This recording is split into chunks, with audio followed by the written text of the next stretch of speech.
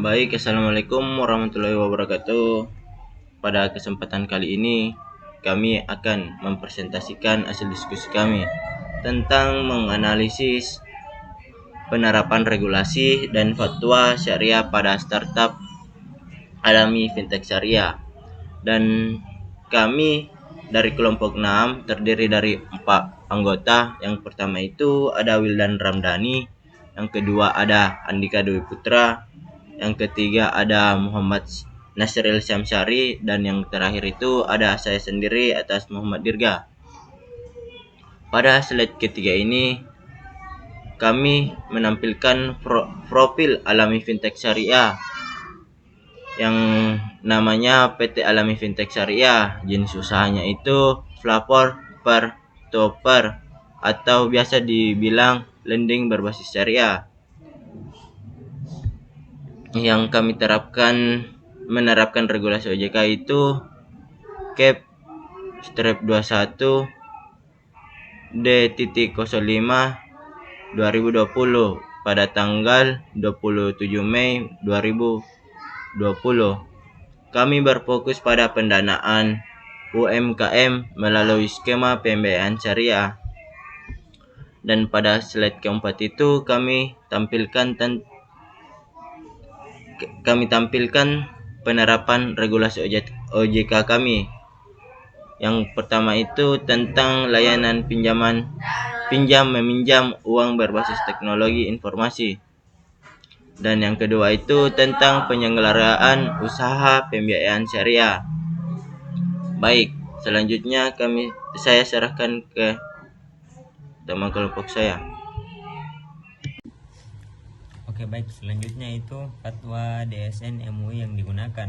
Yang pertama itu fatwa DSN MUI nomor 117 atau DSN MUI 11 2018 tentang layanan pembiayaan berbasis teknologi informasi berdasarkan prinsip syariah. Yang kedua itu fatwa DSN MUI nomor 106 atau DSN MUI X 2016 tentang pedoman penyaluran dana zakat, infak dan sedekah.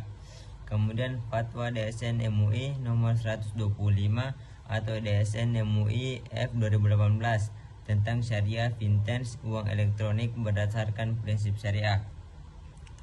Selanjutnya itu prinsip syariah yang diterapkan. Di sini itu dibagi menjadi 3. Yang pertama itu akad yang menggunakan akad-akad syariah seperti murabahah dan wakalah.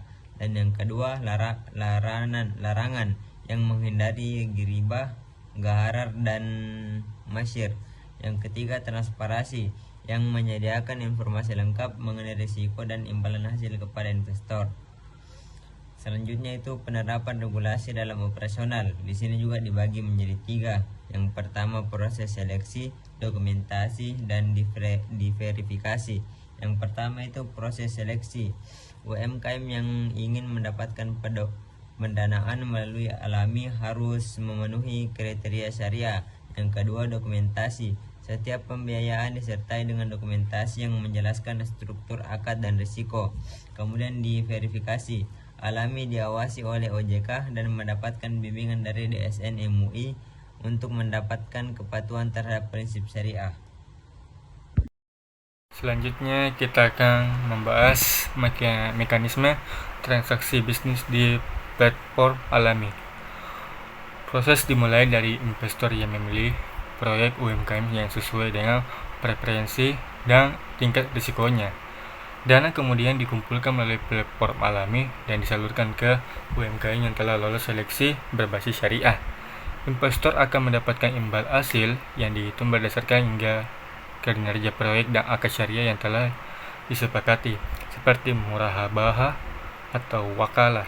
Selain itu, Alami secara berkala memberikan pelaporan dan pemantauan terhadap perkembangan proyek, sehingga prosesnya berjalan secara transparan dan terukur.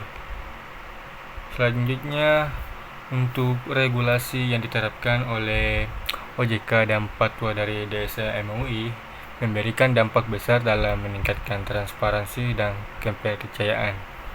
Setiap informasi yang disampaikan kepada investor harus lengkap dan jelas, baik terkait risiko maupun imbal hasil. Hal ini menciptakan transparansi, membangun kepercayaan masyarakat terhadap Alami sebagai platform yang aman, halal, dan terpercaya dalam memberikan layanan investasi. Dan untuk keuntungan penerapan regulasi syariah membawa banyak keuntungan.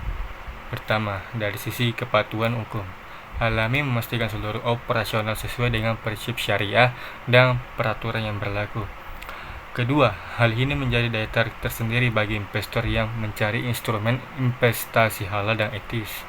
Ketiga, dengan adanya dukungan dan pengawasan dari OJK serta DSN MUI, Alami mendapatkan bimbingan yang memperkuat kredibilitasnya sebagai startup syariah. Semua ini menjadi faktor penting dalam keberlanjutan dan pertumbuhan bisnis. Terima kasih.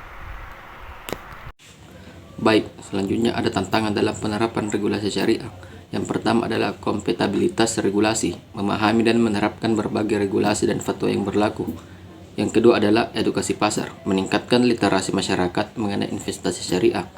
Dan yang ketiga adalah inovasi produk, meningkatkan produk investasi yang sesuai dengan prinsip syariah dan menarik bagi investor.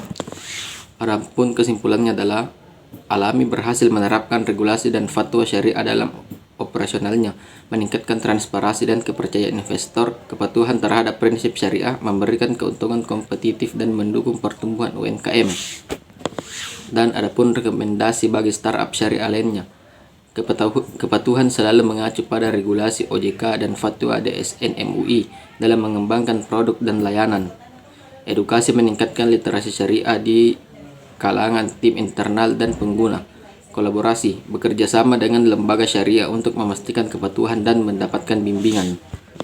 Sekian dari presentasi kelompok kami, lebih dan kurangnya mohon dimaafkan. Wabillahi taufiq wal hidayah. Assalamualaikum warahmatullahi wabarakatuh.